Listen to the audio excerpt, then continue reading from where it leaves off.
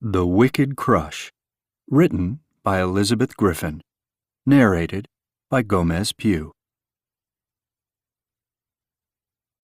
Chapter 4. Tú eres hermosa. You are extremely beautiful, said Nazario in a thick Spanish accent. Dance with me. Elizabeth smiled smugly as she listened to the foreign words of the handsome, tall stranger. His attempt at communicating was touching and persuasive. She eyed him seductively as she finished her drink and allowed the Latino to pull her away from the bar. The man was perfect. He met her every criteria. What more could a girl ask for? Corey quickly whispered in her girlfriend's ear, "Are you sure? Do you really know what you're doing? He looks like fire. You might get burned. I know exactly what I want. No strings, no commitment. Just pure, unadulterated fun." "Then go ahead, my friend, but you've been warned," said Corey, flashing her liquid green eyes. "That one is not to be played with. Just read his eyes." The stranger smiled as the two women exchanged words. He was intrigued by their body language.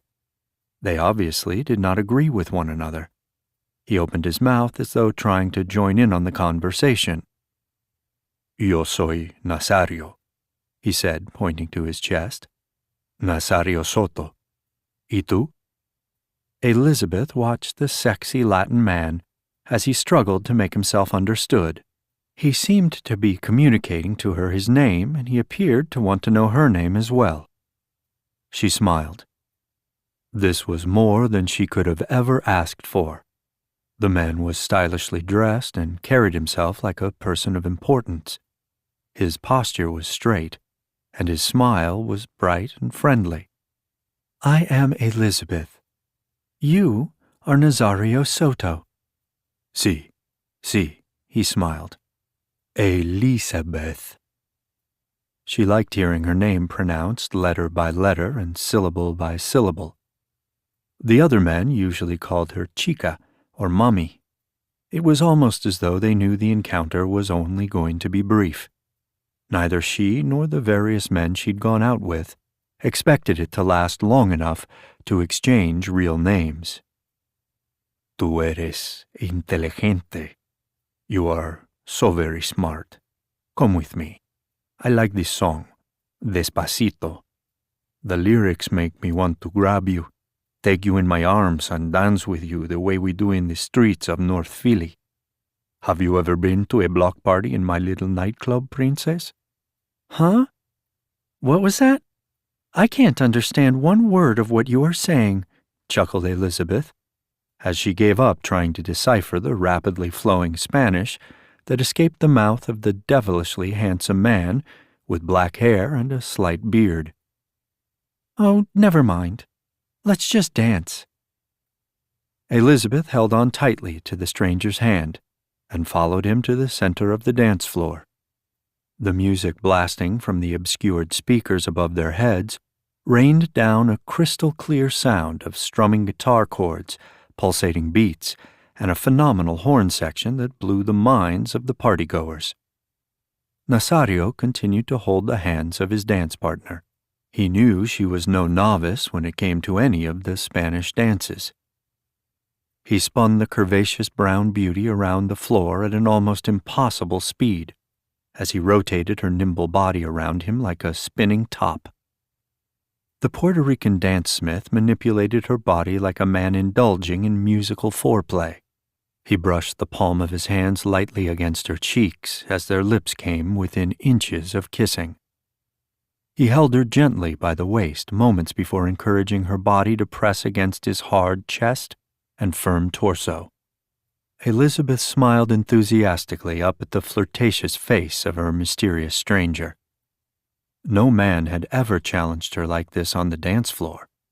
"Where did you learn those moves?" she gasped, determined to keep up with her partner. "I've taken 5 years of dance classes, but I'm no match for you." A giggle of pure excitement escaped her mouth when she noticed that the dance floor was thinning out. Where are all of the other couples? The music was too good to stop dancing. Why were people forming a circle around them and clapping? The attention felt good to Elizabeth. She allowed her Latin partner to control her body as much or as little as he liked. Suddenly, they were a team. Nazario and Elizabeth were not communicating verbally, but the touching of their hands and the movement of their bodies conveyed their wishes clearly and permitted them to choreograph an impromptu dance routine. Elizabeth quickly dropped low in a crouching position in front of Nazario, while still holding his extended hand. She watched him lift his leg, swing it over their connected hand, bend low, and grasp her free hand. With lightning speed, he then slid the scantily clad woman in a bikini dress and heels between his legs. As the salsa music carried them through the incredible slide, the nightclub erupted in thunderous applause. The couple on the dance floor was so self-absorbed that it took a slow song to bring them back to reality and the appreciation of the cheering bystanders. Nazario held on tightly to Elizabeth's hand and walked her around the perimeters of the dance floor. Gracias, gracias, con placer. Take a bow, my dancing beauty. You were spectacular. Elizabeth understood a few of his words and his gallant gesture that she bowed before the adoring crowd. She spotted her friend Corey at the edge of the dance floor. She also gave her a bow. "I've never seen you dance like that," she shouted. "It must be the man." The beautiful surgeon raised a glass in the direction of the couple and saluted the beginning of their relationship. Corey Addison had a tingling, odd feeling that this stranger was going to be around longer than the others. This has been The Wicked Crush, written by Elizabeth Griffin, narrated by Gomez Pugh. Copyright 2017, Elizabeth Griffin. Production copyright 2019 by Gore Publications.